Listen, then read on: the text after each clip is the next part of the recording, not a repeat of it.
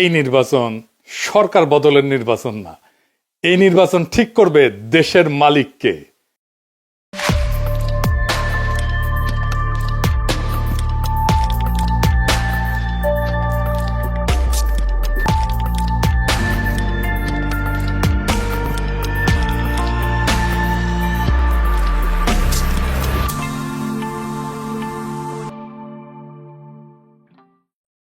এগারো দলের নির্বাচনে ঐক্য হয়েছে, আলহামদুলিল্লাহ।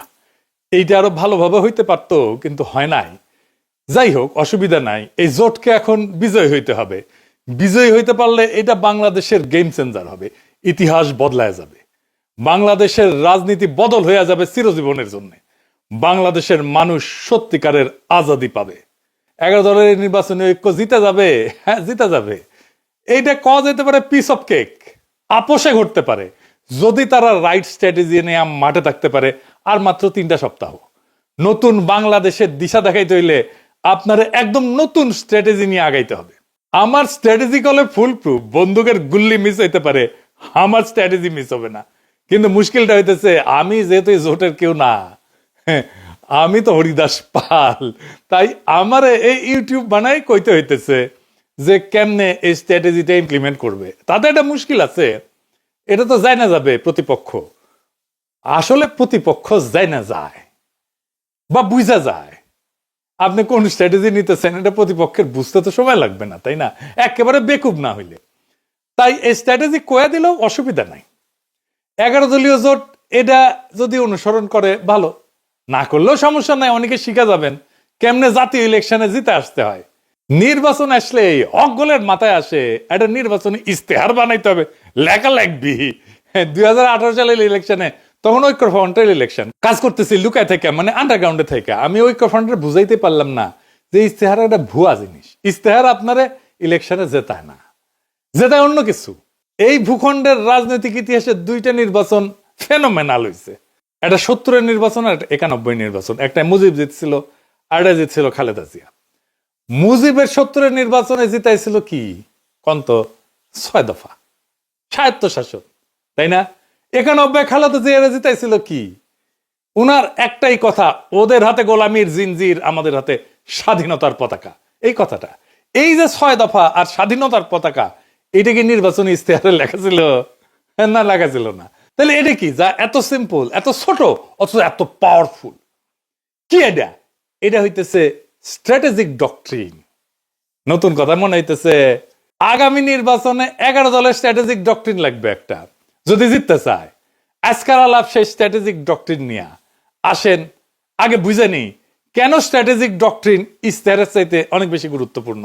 আর স্ট্র্যাটেজিক ডক্ট্রিন আসলে কি, এর হাতি না ঘোড়া? আসেন আল্লাহর নামে শুরু করি। ইস্তেহার হইতেছে নির্বাচনের আগে দেওয়া প্রতিশ্রুতির তালিকা, কি কি করা হবে তার ঘোষণা, মূলত ভবিষ্যৎ নির্ভর। আর স্ট্র্যাটেজিক ডক্ট্রিন হইতেছে রাজনীতিকে দেখার দৃষ্টিভঙ্গি, ক্ষমতার উৎসকে সেটা নির্ধারণ করা, রাষ্ট্র কার জন্য, তার স্থায়ী উত্তর একটা স্ট্র্যাটেজিক ডক্ট্রিন। ইস্তেহার বলে কি করব, ডক্ট্রিন বলে কেন করব আর কার জন্য করব। মানুষ এই সমস্ত ইস্তার ফিস্তার বিশ্বাস করে না, পড়েও না। রাজনৈতিক দলের কর্মীরাও পড়ে না, কারণ সারা দুনিয়ার বাস্তবতা হইতেছে প্রায় সব দলই একই প্রতিশ্রুতি দেয়। চাকরি দেব, বেকারত্ব কমাবো, দাম কমাবো, দুর্নীতি কমাবো।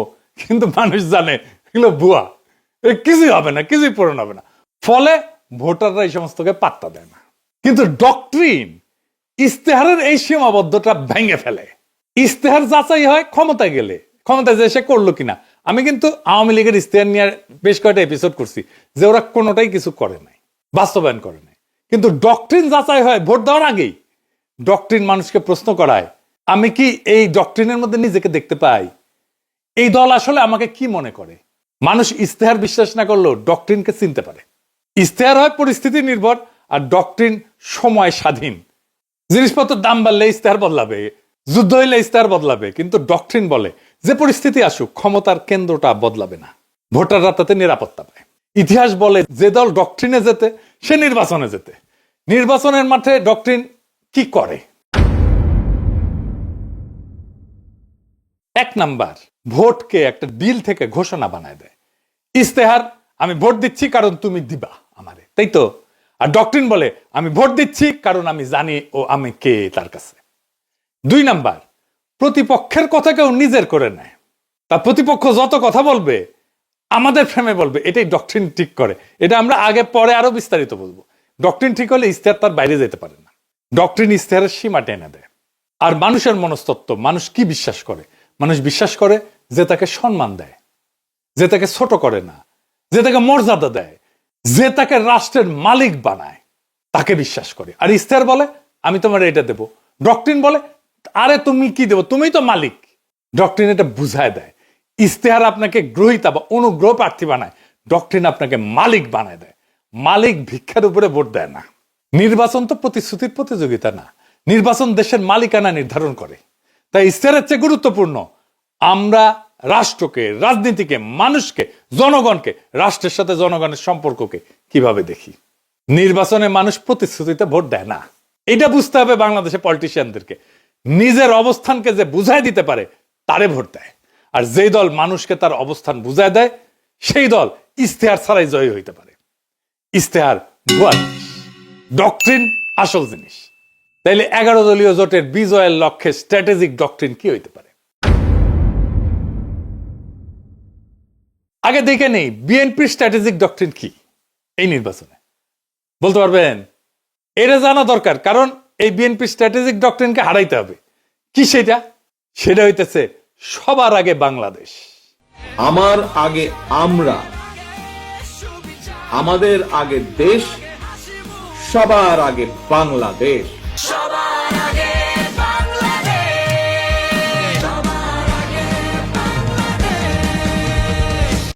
দেখেছেন উনারা সচেতন ভাবে করছেন কিনা এটা উনারাই বলতে পারবেন। তবে এইটা একটা plain and pure strategic doctrine বিএনপির। সবার আগে বাংলাদেশ এটা কেবল স্লোগান না, এটা একটা ডক্ট্রিনাল স্টেটমেন্ট। এইটাই ক্ষমতার উৎস নির্ধারণ করে। তাহলে এই ডক্ট্রিনাল স্টেটমেন্টের সমস্যা বের করতে হবে। সমস্যাটা কি এই স্লোগানের? সমস্যা বের করতে পারলে এইটারে ফাইট করা সহজ। আর এইটারে ফাইট করতে পারলে বিএনপি পুরা ক্যাম্পেইন কোলাপস করবে। আসেন এটা দেখে নিই, আমরা বিস্তারিত খুঁটায় খুঁটায় দেখব। তাইলে বুঝবেন এই সরল কথার মধ্যে কি গরল লুকায় আছে। গরল মানে জানেন তো, বিষ বিষ বিষ। তো দানের শীষের এই ডক্ট্রিনে কি বিষ লুকে আছে সেটা আমরা খুঁজে দেখি। সবার আগে বাংলাদেশ মানে বাংলাদেশ নামে একটা বিমূর্ত সত্তা আছে। সেই সত্তার যে স্বার্থ সেটা জনগণের উপরেও প্রাধান্য পাইতে পারে। অর্থাৎ জনগণ আগে না, রাষ্ট্র আগে। এটা একটা স্পষ্ট স্টেট ফার্স্ট ডক্ট্রিন। এটা শাসনের বৈধতা তৈরি করে। এই স্লোগান দিয়ে বলা হয় দেশের স্বার্থে সব কাজ করা হবে, ফলে অধিকার সীমিত করা, মত প্রকাশ দমন করা, কঠোর সিদ্ধান্ত নেওয়া, দমন পীড়ন করা সবই নৈতিকভাবে বৈধ হয়ে যায়। হাসিনার মতো। হাসিনাও এই একই ধরনের ডক্ট্রিনে বিলিভ করত, বিশ্বাস করত। এটারে বলা হয় ইংরেজিতে ইনস্ট্রুমেন্টাল লেজিটিমেসি ডক্ট্রিন, মানে উদ্দেশ্যের নামে পদ্ধতির বৈধতা। মানে উদ্দেশ্য হইতেছে আগে রাষ্ট্র, সবার আগে বাংলাদেশ। সেই জন্যে ওই সবার আগে বাংলাদেশকে রাখার জন্য যা যা পদ্ধতি আমি অ্যাপ্লাই করব সব বৈধ, সব সহি। এইটা জনগণকে সাবজেক্ট না অবজেক্ট বানায়, মানে জনগণ আর মালিক থাকে না, শাসিত হওয়ার বস্তু বানায় ফেলে। এই ফ্রেমে দেশ উপরে, জনগণ নিচে। জনগণ দেশকে সেবা দিবে, সেবা। জনগণ এখানে রাষ্ট্রের মালিক না, রাষ্ট্রের উপকরণ। এইটাকে প্যাটার্নালিস্টিক ডক্ট্রিনও বলা যায়, মানে অভিভাবক সুলভ শাসন ডক্ট্রিন বা অভিভাবকত্ববাদী রাষ্ট্রনীতি। এটা মানে কি? রাষ্ট্র নিজেকে জনগণের অভিভাবক মনে করে, আর জনগণকে দেখে অপ্রাপ্ত বয়স্ক, বুঝে না, নতুন, অক্ষম হিসাবে। এই এই সোনামণি বসো, জান তুই টাকা সহ নয় নতুন নতুন। যাদের হয়ে রাষ্ট্র ভালো বুঝে সিদ্ধান্ত নেয়। এই ডক্ট্রিনে জনগণ মালিক না, তত্ত্বাবধানে থাকা ব্যক্তি, যার সম্মতি প্রয়োজনীয় না, আনুগত্যই যথেষ্ট। প্রশ্ন করাকে দেখা হয় অকৃতজ্ঞতা হিসাবে। প্যাটার্নালিস্টিক ডক্ট্রিন, বোঝা গেছে? হাসিনা বলতো অকৃতজ্ঞ জাতি। এইখানে রাষ্ট্র বলে তোমার চেয়ে আমি বেশি বুঝি, আমি সবচেয়ে বেশি বুঝি। এই অভিভাবকত্ববাদী রাষ্ট্রনীতি এমন একটা শাসন দর্শন যেখানে জনগণ, নাগরিকরা রাষ্ট্রের সন্তান।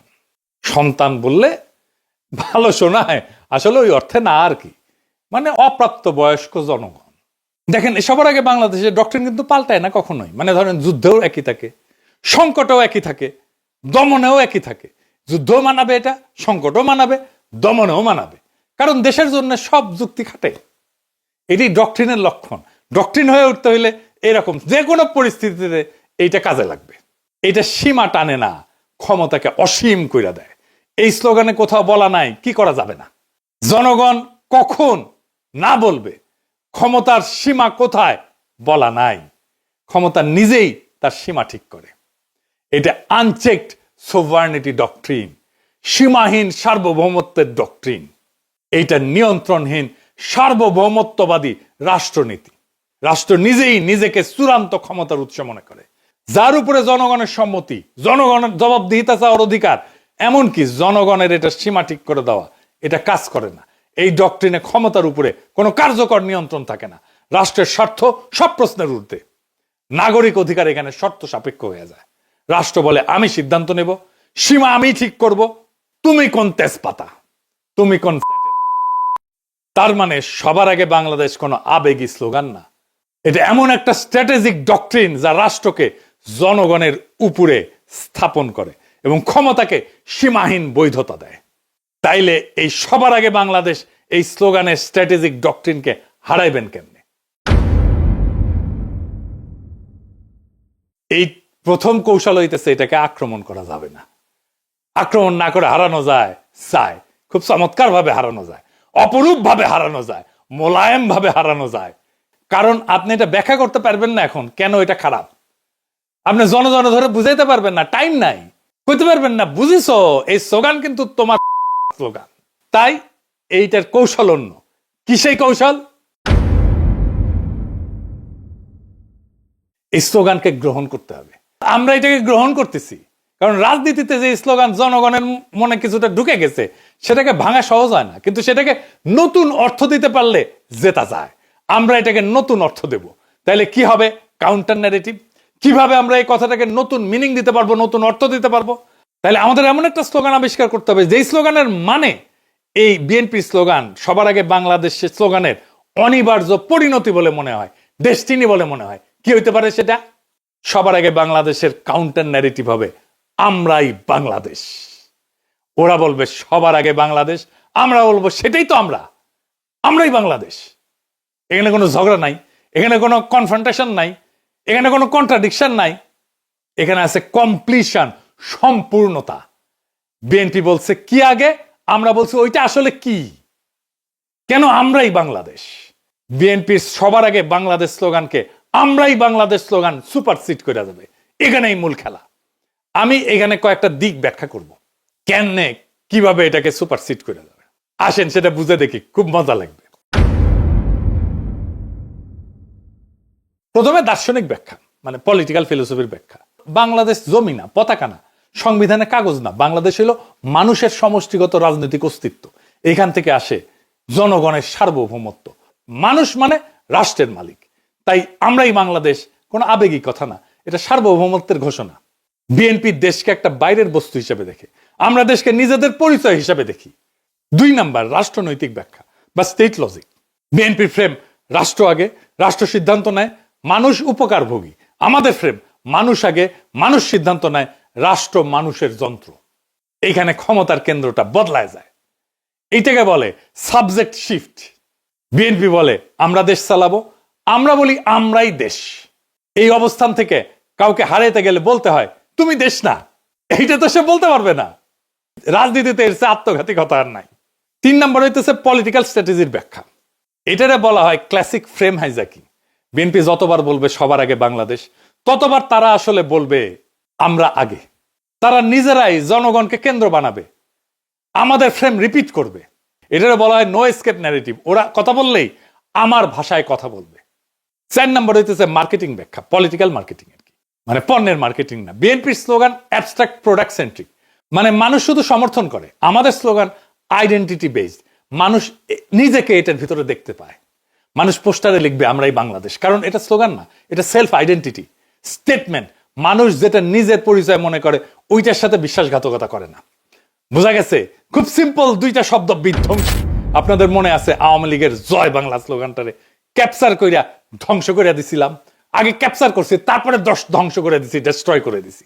বেশি দিন আগের কথা না, মনে আছে না যেই স্লোগান তাদেরকে উদ্দীপ্ত করার কথা, সেই স্লোগানটাকে আগে ক্যাপচার কইরা ধ্বংস করে দিছিলাম একেবারে পুরাপুরি। এই টেকনিকে এবার আসেন ইলেকশন জার্নির আর্ক, সেটা আবার কি? এটা আসলে কি? নয়া নয়া জিনিস করছেন দাদা, কঠিন মনে হচ্ছে? আরে কঠিন না, সেল চালাইয়া বুঝে যাবেন। আসেন সেল চালাইয়া বুঝে নিই। এইটা আসলে ভোটের আগে থেকে ক্ষমতায় যাওয়ার পর পর্যন্ত জনগণকে একসাথে নিজের সাথে যুক্ত রাখার রোডম্যাপ, পথ নকশা। এখানে ভোট শুধু একটা ঘটনা, পুরো গল্প না, ঠিক আছে? বর্তমান বাংলাদেশের বাস্তবতাটা কি? এটা কি জন অসন্তোষ এটা দিয়ে শুরু হয়? তা না, শুরু হয়েছে একটা হতাশা দিয়ে, গভীর হতাশা দিয়ে, একটা ভ্রম দিয়ে, একটা ভুল দিয়া। সব বদলাইছে মনে হয়, কিন্তু আসলে কিছু বদলায়নি। আগের বন্দোবস্ত, আগের রাষ্ট্রযন্ত্র, আগের ক্ষমতার ভাষা, আগের নিয়ন্ত্রণ সব ঠিক আছে, শুধু মুখ বদলাইছে, দল বদলাইছে। মানুষ স্পষ্ট দেখতেছে বিএনপি ধীরে ধীরে আওয়ামী লীগের আগের জায়গাগুলো নিচ্ছে, কাঠামো ভাঙতেছে না, দখল বদলাচ্ছে। সবচেয়ে গুরুত্বপূর্ণ বাস্তবতা হইতেছে তারেক রহমান তো নির্বাচিত প্রাইম মিনিস্টার না, কিন্তু তিনি ডিফ্যাক্টো দেশের প্রধান সিদ্ধান্ত কেন্দ্র। এখানে মানুষ বুঝে যায় সমস্যা ব্যক্তি না, সমস্যা হচ্ছে একই রাষ্ট্র একইভাবে চলে। এই উপলব্ধিটাই ইলেকশন জার্নির প্রকৃত শুরু। নির্বাচন শেষ না, নির্বাচন দিয়ে নাগরিক তার মালিকানা দখল করবে। এখানে ইলেকশন জার্নির আর্ক পূর্ণতা পায়। স্লোগান থেকে যাত্রা। এর প্রথম ফেজে কি হবে? পরিচয়কে জাগরিত করা। আমরাই বাংলাদেশ, এটা আমাদের পরিস্থিতিকে জাগ্রত করবে। এই পর্যায়ে প্রতিশ্রুতি কম, দর্শন বেশি। এর লক্ষ্য কি? মানুষ ভোটার না, মানুষকে বলা আপনি একটা পলিটিক্যাল এন্টিটি, রাজনৈতিক সত্তা। 2 নাম্বার ফেজে কি? নৈতিক প্রশ্ন, মরাল কোশ্চেনিং। এইখানে প্রশ্ন উঠবে, আমরাই যদি বাংলাদেশ হই তাহলে এত অন্যায় কেন, এত অবিচার কেন, এত বেইনসাফি কেন? এখান থেকে আসবে ইনসাফের প্রশ্ন। ইনসাফ মানে ভিক্ষা না, দয়া না, অধিকার ফেরত নেওয়া। মানুষ তখন বোঝে অন্যায়টা তো তাহলে আমার বিরুদ্ধে, বেইনসাফি তো আমার বিরুদ্ধে। আমরাই যদি বাংলাদেশ হই আর এই বাংলাদেশে যদি বেইনসাফি থাকে তাহলে এই বেইনসাফি আমার বিরুদ্ধে, কারণ আমি তো বাংলাদেশ। 3 নাম্বার ফেজ, ইনসাফের কাফেলা। এটা একটা কালেকটিভ জাস্টিসের ফেজ, সম্মিলিত ন্যায়ের যাত্রা। মানুষ বোঝে আমি একা না, আমার অভিজ্ঞতা সবারই। এখানেই জন্ম নেয় কাফেলার ধারণা। কাফেলা মানে পার্টি না, কাফেলা মানে পোস্টার না, এটা একটা নৈতিক যাত্রা। আমার ভোটটা তো দেওয়া হবে তাকেই যে আইন বানাবে, যাকে আমি সংসদে পাঠাচ্ছি। এটা একটা যাত্রা, যে আইন সমাজে ইনসাফ কায়েম করবে। এই ভোট শুধু ব্যালটের ভোট না, এটা ইনসাফ কায়েমের কাফেলা। 4 নাম্বার ফেজ, আজাদির দোরগোড়ায় পৌঁছানো। শেষ পর্যায়ে প্রশ্ন বদলায়। কে ক্ষমতায় যাবে এটা প্রশ্ন না, বরং আমরা কিভাবে শাসিত হব সেইটা প্রশ্ন হয়ে দাঁড়ায়। আজাদি মানে নিজের জীবনের উপরে নিজের কর্তৃত্ব। এখানে নির্বাচন ক্ষমতার উৎস না, এই নির্বাচন হইতেছে আজাদির দরজায় পৌঁছানোর মাধ্যম। ইনসাফের কাফেলা দিয়ে আজাদির দরজায় পৌঁছানোর মাধ্যম হইতেছে নির্বাচন। তাইলে কেন এই যে সিম্পল মেসেজ আমরা এই বাংলাদেশ, এটা কেন আমাদের জিতাই দেবে? 5টা সিম্পল কারণে জিতাই দেবে। 1 নাম্বার, এটা ঝগড়ার রাজনীতি না। 2 নাম্বার, এটা পরিচয়ের রাজনীতি। 3 নাম্বার, এটা মানুষকে ছোট করে না। 4 নাম্বার, এটা মানুষকে রাষ্ট্র বানায়, মালিক বানায়। 5 নাম্বার, এটা প্রতিপক্ষের মুখে আমাদের ভাষা ঢুকায় দেয়। মানুষ যখন বলে আমরাই বাংলাদেশ, সে আর শুধু ভোটার থাকে না, সে হয়ে যায় মালিক। আর মালিক কখনো ভুল জায়গায় দাঁড়ায় না। এই নির্বাচন সরকার বদলেন না, এই নির্বাচন ঠিক করবে দেশের মালিককে। ওরা বলে সবার আগে বাংলাদেশ, আমরা বলি আমরাই বাংলাদেশ। যেদিন মানুষ এটা বুঝে যাবে, সেদিন আর কাউকে জিততে হবে না। নির্বাচন নিজেই নিজের ফল ঘোষণা করবে। সেই দিনের অপেক্ষায় আমরা থাকব 12ই ফেব্রুয়ারিতে। ইনকিলাব জিন্দাবাদ। আমরা কি চাই? আপনি কি চান? আমি কি চাই? বাংলা কি চাই? মাটি কি চাই? শহীদ কি চাই? আমরা কি চাই? বাংলা কি চাই? 24 কি চাই? জুলাই কি চাই? আমরা কি চাই? ইনকিলাব কি চাই? বিপ্লব কি চাই? জনতা কি চাই? মাটি কি চাই? বাংলা কি চাই?